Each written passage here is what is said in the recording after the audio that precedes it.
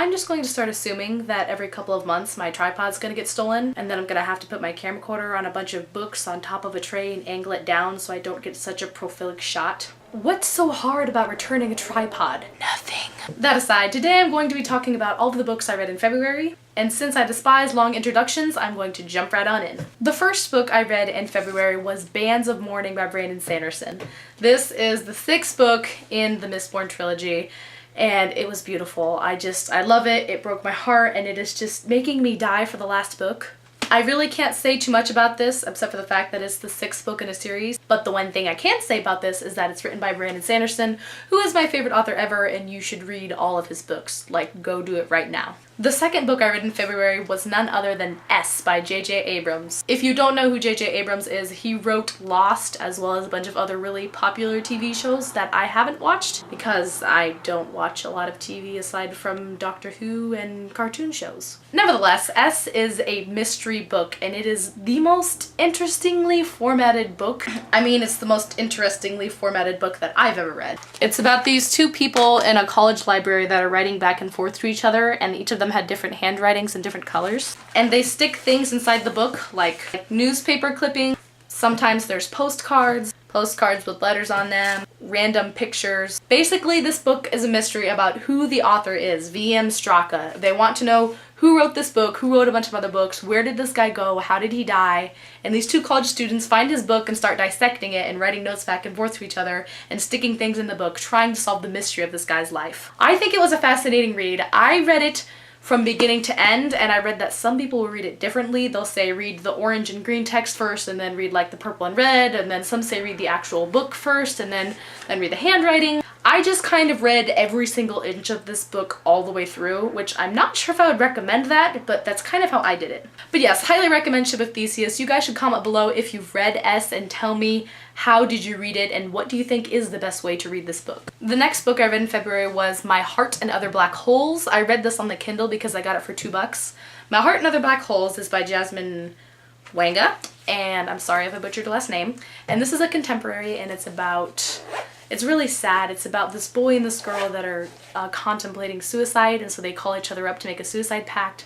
I'm not a big fan of contemporaries, especially YA contemporaries, but this one was actually very good. I thought it was well written, and I thought it portrayed suicidal and depression thoughts very well. And if you're hesitant to pick this up because you don't like sad books, I will say that this one does have a very good ending. So I think it's a very good eye-opening read, and if you can find it for a good deal on the Kindle like I did, I would highly recommend it. The next book I read in February is none other than another Brandon Sanderson book, and that is Firefight. This is the second book in the Steelheart series, which is Brandon Sanderson's only dystopian series. He's written tons and tons of fantasy, and I think he even has a middle grade series, but this is his only dystopian, and it puts a lot of other dystopians to shame, honestly. Maybe not the Hunger Games, but you know the dystopians I'm talking about, the really watered down ones. This brings the dystopian genre back into light. The third book, called Calamity, just came out, and it's sitting on my shelf right now, and I plan on getting into that into March. But I will say that this was a very good second book and a very good connecting middle book. Sometimes I think that middle books tend to struggle, especially in the YA and dystopian area, but I feel like this bridged the gap between the first act and the second act beautifully. The next two books I read are actually rereads for me, and the first one is A Darker Shade of Magic by Victoria Schwab. Let me sell you on this book. If you haven't read Victoria Schwab, and if you haven't read this book, let me see if I can sell this to you. Parallel universes and London. That's all I had to hear for me to want to read this book. Victoria Schwab was the third thing that made me want to read it. Actually, it was the main thing. But yeah, this book is about a guy named Kel, and he travels between parallel Londons. There's red London, black London, white London, and gray London.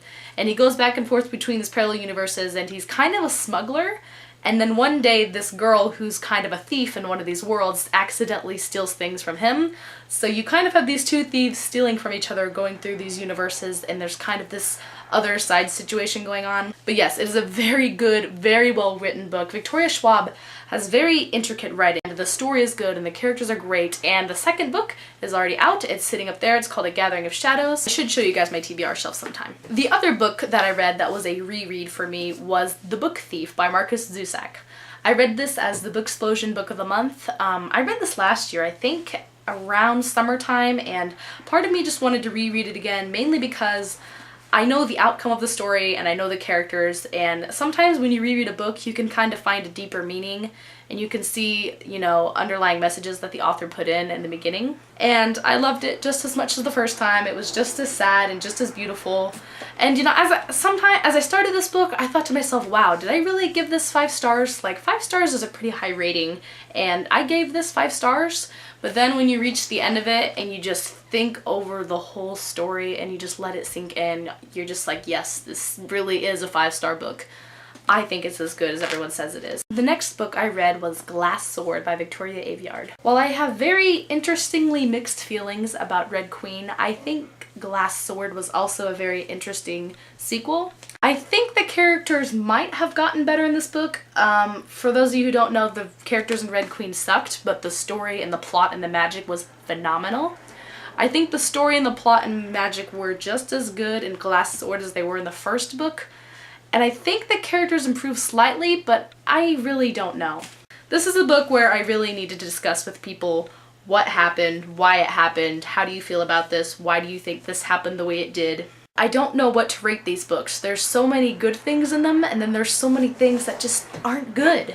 So yes, Glass Sword, talk about it in the comments if you have read it, because I need to talk to someone. And the last book I read in February is a book I'm still reading. It is February 29th. It is Leap Day right now, and I still not have finished this book, but I think I can finish it by the end of the night. And that is The Dream Thieves by Maggie Stiefvater. I have not read the Sherbert trilogy, but I really enjoyed the first book in this series, The Raven Boys, and I think this so far has been a very interesting addition. I'm wanting to marathon this before the last book comes out, and so far it's actually holding up pretty good. I really don't have too much to say on this book because I'm only halfway through it, but I will say that I am liking it and I don't want to punch the characters like I did in Glass Sword. So look at my Doctor Who bookmark. So yes, that is all I've got to say. Thank you so much for watching this. For those of you who have been subscribed to me for a little bit, you know that I'm not posting videos as much. That's kind of because I'm in between of moving, and for any of you who have moved often or a lot, you know how stressful and insane it can be. I'm also having a hard time finding time to be alone with the camera, but once I move that won't be a problem and more interesting, better videos should be coming. But yes, thank you for those who have been watching and those who did watch this. I appreciate all of your comments and likes, and I will see you later.